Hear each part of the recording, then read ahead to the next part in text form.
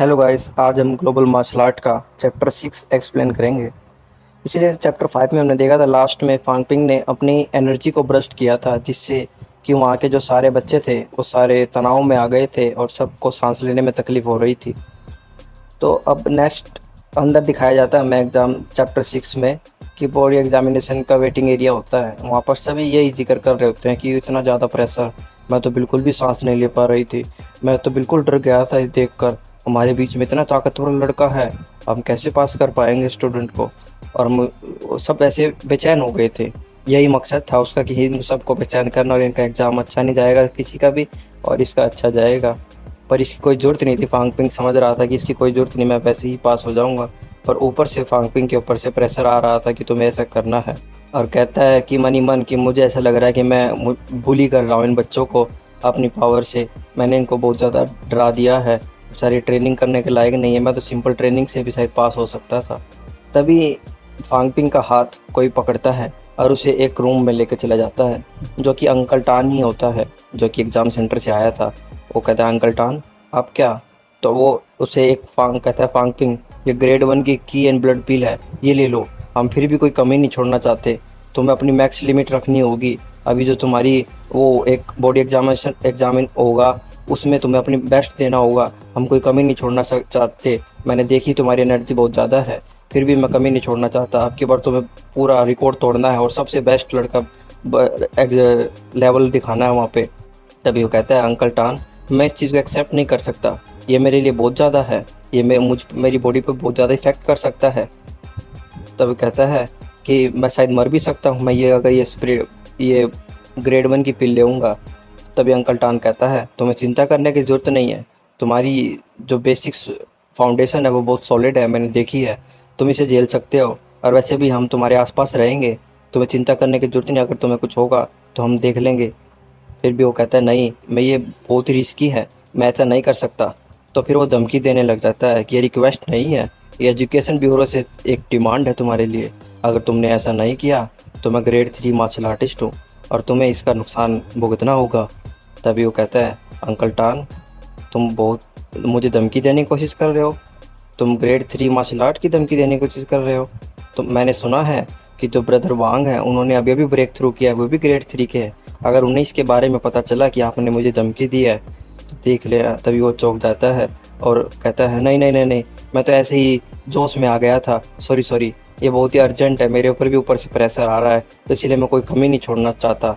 तो हम किसी टर्म पे आ सकते हैं, कोई नेगोशिएशन कर कर। तभी फांगपिंग कुछ सोचता है और कहता है, अच्छा तो ठीक है, तो मैं तुम्हारे आगे डील रखता हूँ। अगर तुम मुझे 2 ग्रेड 1 की पिल दोगे और 2 मिलियन कैश दोगे तो मैं इसके बारे में सोच सकता हूँ तुम्हारी, और अपनी लाइफ को रिस्क ले सकता हूँ। तभी अंकल टान मन ही मन सोचता है, नो मैटर कितना भी एक्सपेंसिव हो, मुझे इसके लिए एग्री होना होगा। ऊपर से मेरे ऊपर बहुत ज़्यादा प्रेशर आ रहा है, कितना ही पैसा देना पड़े, मुझे अब की बारी कोई ना कोई बच्चा पास करवाना है और यही पास हो सकता है। तो कहता है, ठीक है ओके। तो कहता है, ऑल राइट देन, तो 3 पिल दे देना, एक पिल आप रख लेना खुद। फिर वो चौंक जाता अंकल टान, कहता है, ये हाई स्कूल स्टूडेंट होने के बावजूद ये लड़का मेरे बेनिफिट के बारे में सोच रहा है, ये कुछ मामूली नहीं है, ये ब्रेड में कुछ ना कुछ कमी है, इसका फ्यूचर ब्राइट है। फिर हमें जो एग्ज़ाम हॉल है वहाँ दिखाया जाता है, सभी के सभी चैम्बर्स में बच्चे होते हैं और वो अपनी एनर्जी को रिलीज कर रहे होते हैं, जिसमें एक आदमी उनकी एनर्जी को देख रहा होता है। सभी के सभी 110, 105, 115, 120, 120 से नीचे ही नीचे होते हैं सभी के सभी। तो वो एग्ज़ामिनर बिल्कुल घबराया होता है कि अब की बार भी कोई बच्चा ऐसा नहीं है जो इसका पॉइंट हमारी उम्मीदों से ऊपर जाए, क्या करूं? तभी वो उसकी फांगपिंग पे ढूंढ रहा होता है उस लिस्ट में कि वेटिंग फॉर एग्जामिनेशन लिखा रहता है। तभी वो अपने चेले को कहता है, जो दूसरा होता है उसके, उस लड़के पर सीसीटीवी कैमरा लगाओ, अभी इससे इससे ही लड़के से ही उम्मीद है हमारी। तभी फांगपिंग के चैम्बर में देखता है कि कैमरा होता है, वो कैमरा घूमता है और फांगपिंग के ऊपर आ जाता है। और फांगपिंग कहता है, मुझे उम्मीद नहीं थी, चैम्बर के अंदर भी सर्विलेंस कैमरा लगे होंगे, ये क्या कैसा एग्ज़ाम हो रहा है यहाँ पर। तभी कहता है, मुझे कुछ ना कुछ तो करके दिखाना ही होगा इनको, एग्ज़ाम सेंटर को, कि मैंने कुछ किया था। तो वो पिल निकालता है उनको दिखाने के लिए, और उसको स्वैप करके वहाँ पर नॉर्मल पिल को ले लेता है कि मुझे अब वो वाली ग्रेड 1 पिल तो मैं ले नहीं सकता, तो मैं नॉर्मल पिल ही लेकर इनको दिखा देता हूँ कि मैंने ग्रेड 1 पिल यूज़ की है। और वो पिल को निगल लेता है और जैसे ही उसके अंदर वो पिल जाती है उसे कुछ अलग महसूस होता है। तो वो पिल उसके अंदर जाते ही पूरी तरह से रिफ़ाइन होकर उसमें घुल जाती है और वो बहुत ज़्यादा असर दिखाती है उसके अंदर कि ये नॉर्मल पिल इतना ज़्यादा असर दिखा रही है, अगर मैं ग्रेड 1 की ले लेता तो मैं मुसीबत में पड़ जाता।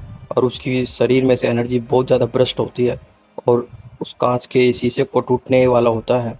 और तभी वो आदमी देख रहा होता है उसके रडार में 103, 119 और कह रहा होता है, फ़ांग-पिंग, मेरी तुमसे ही उम्मीद है सिर्फ़, अगर तुमने भी मुझे निराश किया, हमने तुम्हारे लिए इतना कुछ किया है अब, तो मैं तुम्हें माफ़ नहीं करूँगा बिल्कुल भी। ये भी एग्ज़ाम सेंटर से ही है। तो फिर उसकी 149 पे चली जाती है एनर्जी, तो वो खुश हो जाता है, हाँ हाँ हाँ, आखिरकार कोई एक बच्चा मिल ही गया हमें अब की बारी दिखाने के लिए, अभी हमें पैसा मिलता रहेगा आगे भी। सीन चेंज होता है और हमें board examination centre meeting room दिखाया जाता है, जहाँ पर एक टीचर वो बता रहा होता है उन्हें एक पर्चा पढ़ते हुए कि एग्जामिनेशन ब्यूरो ने जो कोटा है अब की बारी का ब्लड एंड की का रिक्वायरमेंट का वो रिलीज कर दिया है और वो है 115 यूनिट।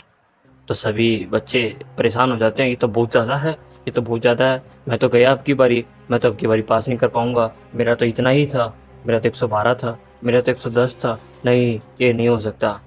तभी कहता है, पर टीचर तुम्हें नर्वस होने की ज़रूरत नहीं है, इसे पास करने के लिए और भी कई रास्ते हैं, तुम वो रास्ते अपना सकते हो, तुम उस तरीके से अपना सकते हो। तो मैं अब जो बच्चे पास हुए हैं उनका नाम अनाउंस करने वाला हूँ।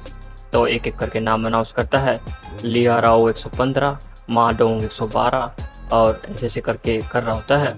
और तभी एक लड़का फ़ांग-पिंग से पूछता है, फ़ांग-पिंग तुम नर्वस नहीं हो, तुम्हारी 115 से ज़्यादा है क्या अब की बारी? तभी फ़ांग-पिंग कहता है, क्या 115 बहुत ज़्यादा मानी जाती है क्या यहाँ पर? कहता है, हाँ तुम्हें पता नहीं, लड़की और लेवल का 115 बहुत ज़्यादा ही है, बहुत मुश्किल होती है, तुम्हारी कितनी है वैसे? तभी फ़ांग-पिंग कहता है, प्रोबेबली 149। तभी वो लड़का उसका दोस्त मजाक मान लेता है उसका कि हाँ हाँ हाँ, क्यों मजाक कर रहे हो, क्यों मुझे मेरी टांग खींच रहे हो, चलो तुम शांत हो वही बढ़िया है। तभी फ़ांग-पिंग का नाम आता है, कहता फ़ांग-पिंग, तभी सभी देते हैं इसको, हमें इस बच्चे को कंग्रेचुलेशन करना चाहिए। और टीचर भी काँप रहा होता है ये रीडिंग देखकर कि बहुत ही एक्सीलेंट अब की बारी रिकॉर्ड किया है इस लड़के ने और टॉप किया है एग्ज़ाम में, इसकी यूनिट 149। तभी सभी बच्चे फ़ांग-पिंग की तरफ मुड़ कर देखते हैं कि आखिरकार ये कौन लड़का है। और तभी फ़ांग-पिंग सभी कर रहे होते हैं क्लास में, सारे उस मीटिंग रूम में बच्चे कि आखिरकार कौन सी क्लास का है ये हाउ क्लास का हो सकता है, उस क्लास का हो सकता है, इसका भाई सिस्टम तो बहुत ज़्यादा तेज़ है। जो उसका दोस्त जो उसका सोच रहा था मजाक कर रहा है, ये कहता है, नो वे फ़ांग-पिंग, तुम कब से इतने ताकतवर बन गए और तुमने इतना हाई स्कोर किया? क्या जब टीचर ने अनाउंस किया तो मैं उस पर बिलीव नहीं है, अब जो टीचर ने बताया वही है, अब मैं क्या कर सकता हूँ, मेरी इतनी ही है। तभी टीचर कहता है, जो बच्चे पास नहीं हुए हैं उन्हें निराश होने की ज़रूरत नहीं है, वो अभी पास हो सकते हैं, अभी रिटर्न एग्ज़ाम होगा, फिजिकल एग्ज़ाम होगा, आप वो दे सकते हैं और नहीं तो फिर नेक्स्ट टाइम ट्राई कर सकते हैं। सभी बच्चे जो पास नहीं होते, जिनको उम्मीदें थी अब की बार पास होने की, वे रोने लगते हैं। उनमें से फ़ांग-पिंग की क्लास की एक लड़की भी होती है, वो भी रो रही होती है कि मेरे पेरेंट्स ने इतना कुछ किया, इतनी सेविंग्स इकट्ठी करके मुझे एनरोलमेंट करवाई इस एग्ज़ामिनेशन में, पर मैं उनकी उम्मीदों पे खरी नहीं उतरी अब की बारी, मैं क्या करूँ? तभी कहता है, माशाअल्लाह एग्ज़ाम ही मेरे लिए बहुत कुछ था, बहुत ही हार्ड है पास करने के लिए। और फ़ांग-पिंग अंदर ही अंदर अपने आप को गिल्ट महसूस कर रहा होता है कि मैं तो सिस्टम की वजह से इतना ताकतवर हो गया और पास हो गया, नॉर्मल पर्सन कहाँ से पास हो सकते हैं इतनी की लेवल के। तभी वो लड़की को दिलासा देता है, चांग यान, तुम्हें चिंता करने की ज़रूरत नहीं है, तुमने बहुत ही हार्ड वर्क किया है, तुम डेफिनेटली नेक्स्ट टाइम पास हो जाओगी, तुम अभी चलो हम साथ में खाना खाते हैं, मैं खाने के लिए पैसे दूँगा। तो कहते हैं फ़ांग-पिंग, एवरीवन, चलो अभी निराश होने की ज़रूरत नहीं है, अब कुछ और कर नहीं सकते, चलो खाना खाने चलते हैं। और वो खुश होती है और उनके साथ खाना खाने के लिए बाहर आ जाते हैं। तभी उनके सामने एक लड़का आता है और कहता है, स्टूडेंट, तुम लोगों को पता है ये एग्जामिनेशन सेंटर की चाल होती है, ये सभी के सभी लोगों को जो फेल होते हैं ना, उनको हमेशा के लिए लोअर क्लास पीपल में कैटेगरी में रख देते हैं, तुम्हें इनके रूल्स फॉलो नहीं करने चाहिए, इनके रूल्स सारे अनफेयर हैं, देखा तो। और उनको भड़काने की कोशिश करता है एग्ज़ाम यानी स्कूल के खिलाफ, एक किस्म का एक्टिविस्ट टाइप का बंदा होता है ये, कि मैं तुम्हारी हेल्प कर सकता हूँ, हमें ज्वाइन करो, हम इनके सामने प्रोटेस्ट करेंगे हम। तभी फ़ांग-पिंग कहता है, ये लड़का कुछ ना कुछ गलत काम करने वाला लगता है और वो अपने दोस्तों को कहता है, मुझे ये थोड़ा अजीब लगता है, हमें इसको इग्नोर कर देना चाहिए। और उसके दोस्त भी सभी कहते हैं, मैं एग्री करती हूँ, और भी उसको इग्नोर करके वहाँ से उसको पास आउट कर देते हैं, उसको पास कर देते हैं।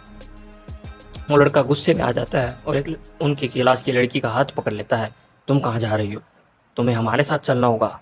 गॉड ने तुम्हारे लिए रास्ता चुना है, हम तुम्हें इंसाफ दिला सकते हैं। तुम और वो लड़की कहती है छोड़ो मुझे, मुझे नहीं जाना तुम्हारे साथ। वो उसके हाथ पकड़ के रखता है और कहता है नहीं, तुम्हें चलना होगा। अभी पांग पिंग अब कहता है उस लड़की ने कहा ना, उसका हाथ छोड़ो, वो तुम्हारे साथ नहीं जाना चाहती। और अपने अंदर से एनर्जी रिलीज करता है और वो जो लड़का होता है वो एकदम उसे महसूस होती है उसकी एनर्जी, पर वो बेहोश नहीं होता है क्योंकि उसका लेवल थोड़ा हाई होता है नॉर्मल स्टूडेंट से, और वो किसी न किसी कल्ट का मेंबर है शायद। तो एनर्जी को देखकर वो पूरा घबरा जाता है और पांग पिंग उसका हाथ झटकता है आके और हाथ छोड़ता है और कहता है मैं अभी भी तुम्हें सबक नहीं सिखाना चाहता, अब मैं तुमसे पंगा नहीं लेना चाहता। तुम्हारा रास्ता अलग है, हमारा रास्ता अलग है, मैं अलग रास्ते पे जाना चाहता हूँ। अभी अभी तुम अगर तुम मुझसे पंगा लेना चाहते ही हो तो तुम बेशक तुम लड़ सकते हो, पर अभी मेरा कोई इरादा नहीं है ऐसा। और पांग पिंग और वहाँ से चले जाते हैं। वो लड़का खड़ा खड़ा बस वहाँ हंस रहा था, एक डरावनी हंसी सी, खतरनाक हंसी सी। क्या वो बदला लेने की कोशिश करेगा बस, और कुछ नहीं उनसे, और रिवेंज लेने की कोशिश करेगा। फिर हमें दिखाया जाता है बाकी एग्ज़ाम हो रहे हैं, जो कि फिजिकल एग्ज़ाम होता है, जो दौड़ लगा रहे होते हैं बच्चे, गोला फेंक रहे होते हैं, और रिटर्न एग्ज़ाम होता है। उसके बाद सभी रिटर्न एग्ज़ाम दे रहे होते हैं और एग्ज़ाम आखिरकार ख़त्म हो जाता है। सभी के सभी अपने क्वेश्चन पेपरों को उड़ा देते हैं जहाज बना के कि हो गए पेपर ख़त्म आखिरकार। और बाहर गेट पे होते हैं, पांग पिंग भीड़ में से निकल रहा होता है, तभी एक वैन में से कुछ लोग बैठे होते हैं और कहते हैं देखो वही है पांग पिंग की तरफ। वो लड़का वही होता है चश्मिश, जो कि वो कल्ट का मेंबर होता है, जो उन्हें शामिल करना चाहता था अपनी टीम के अंदर। और कहता है वो एक लड़की को बता रहा होता है वही लड़का है, वो स्टूडेंट ही मेरे बीच में आ रहा था, उसकी लड़की भी बहुत ताकतवर है, बहुत ज़्यादा प्रेशर था उसका, मैं झेल नहीं पाया था उसका। कहता है यही है सीड्स ऑफ मार्शल आर्टिस्ट शायद अब की बारी का, the future of special authority hierarchy. तभी वो कहती है, पीछे उनके एक लड़का बैठा होता, those with special authority necessary should die, जिनके पास स्पेशल कुछ है उनको मरना ही चाहिए। हाँ, तो कहता है यस, हाँ तुमने ठीक कहा। तो कहता है दिस गाय आर सीनर्स, ये बहुत सारे के सारे सीनर्स हैं, एंड इनको किसी को बचाना नहीं चाहिए, हमें इनको ख़त्म करना होगा, और इनकी हेल्प सिर्फ इनको प्यूरीफाई, इनको मार कर ही करना होगा। और कहता है तुम मुझ पर छोड़ दो सभी के सभी, ये लड़का मेरे लिए है, बाकी को तुम देख लेना। लड़की जो उनके साथ बैठी होती है शायद उनकी लीडर होती है, या उनसे ऊपर सुपीरियर होती है, इनका भी कोई लीडर हो क्या पता। ओके, फिर शायद ये लड़ने के लिए पांग पिंग को अकेले में लेंगे। और ये चैप्टर 6 यहीं पर ख़त्म होता है। आपको चैप्टर 6 की एक्सप्लेनेशन अच्छी लगी तो लाइक करना, शेयर करना, सब्सक्राइब करना। Thanks for watching, good bye. Chapter 7 जल्दी आएगा अगर आप सपोर्ट करते रहेंगे तो।